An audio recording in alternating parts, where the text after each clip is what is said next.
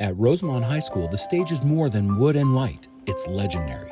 For decades, legends have walked these halls and stood beneath these lights. Dancers, musicians, actors, all pouring their hearts into every note, every step, every line. The alumni show is going to be big. All of them were so into it, and they wouldn't go out of their way to set out time to come back to their old high school and participate in something like this if they didn't care about it deeply.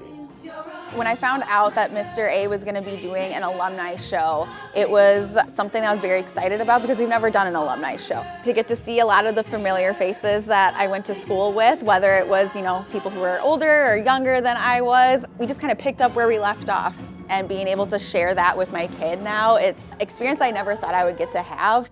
Even though it's not in the same song or anything, it was just unfamiliar to have one of my parents perform with me. Wife and I both graduated from Rosemount High School. Now our granddaughter goes to Rosemount Elementary, and now she's in the play here. We don't have any high school kids, but we have a great niece. So I guess family keeps us coming back. It's a family situation, and it's important.